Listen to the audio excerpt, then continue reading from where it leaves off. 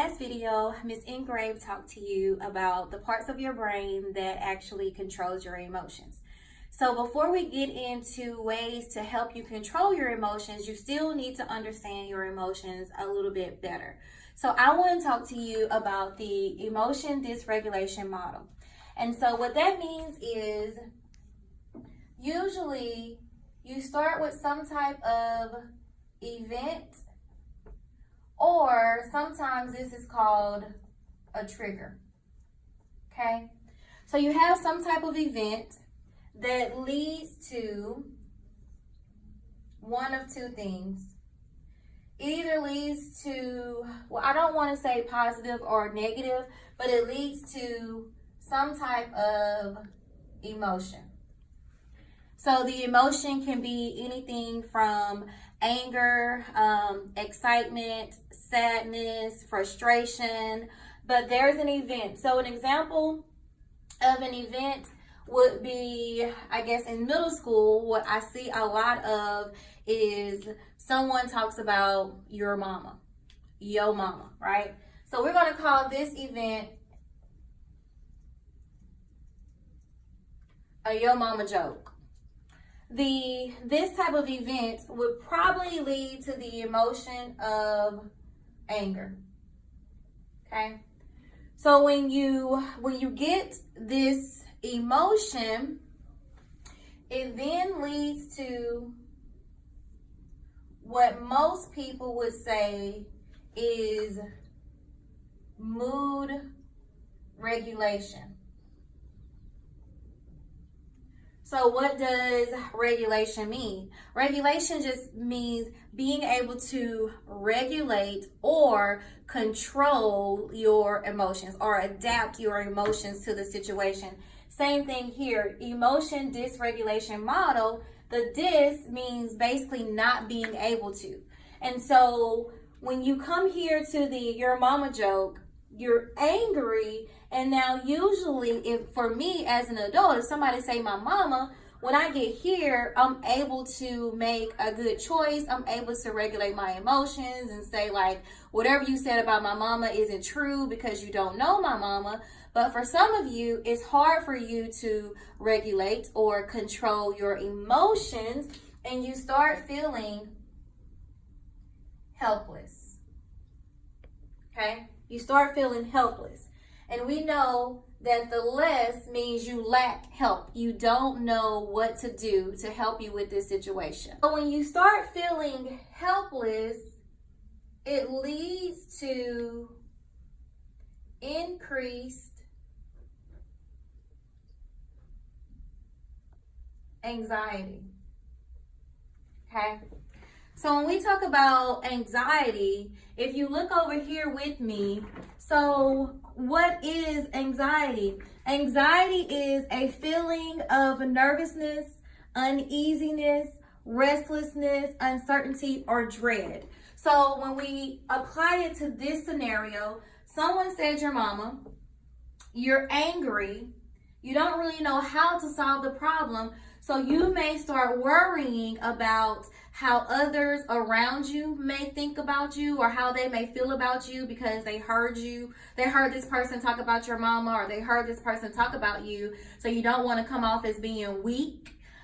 You may be worried about, well, if I fight him, then I'm going to get in trouble. I may have to receive some consequences. So you have all of these thoughts that are going through your head, and you really don't know what to do. And so then the increased anxiety leads to the urgency to stop this emotion. Okay? You want to be able to stop this emotion. And if you don't have the right regulation or regulating skills, then you tend to act out in one or two ways. You tend to respond in a verbally aggressive way or physically aggressive. And what that means is the verbally aggressive is you are getting into an argument, you decide to curse that person out, or sometimes some of you are so angry that you immediately want to act out in a physically aggressive way by actually fighting this person. So when you have this urgency to stop and you decide to act out verbally or physically aggressive, then those are considered problem behaviors. And all these behaviors do is either give you a temporary relief or an avoidance. All it helps you do is either avoid addressing the emotion of anger, or it may give you a temporary relief, like you're not angry now, but what happens the next time someone says your mama? Like, if you felt like this worked for you this time, then you may feel like every time someone says your mama or every time someone talks about you, when you get this emotion of anger, you go through the same steps and you end up doing the same thing that you did before. But this year, we want to really get rid of this. We really want to work on teaching you guys the emotion regulation model. And the way that the emotion regulation model works is there's an event that leads to an emotion. Well, if that emotion is anger or sadness or frustration, if it's any type of emotion that interferes with learning, that would keep you out of class, then we want, when you get to the point of feeling helpless, before your anxiety is increased, we want to work on teaching you some skills to help you regulate your emotion. Remember, regulation is more being able to control your emotions. So what this would look like is if someone says something or you experience an event that leads to one of those type of emotions that would interfere with learning, instead of feeling increased anxieties, because you may still feel helpless in the moment, but we're going to equip your classroom with a calming center.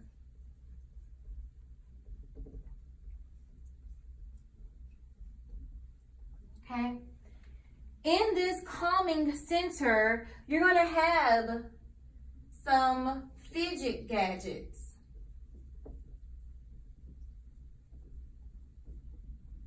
You're going to also have some breathing techniques.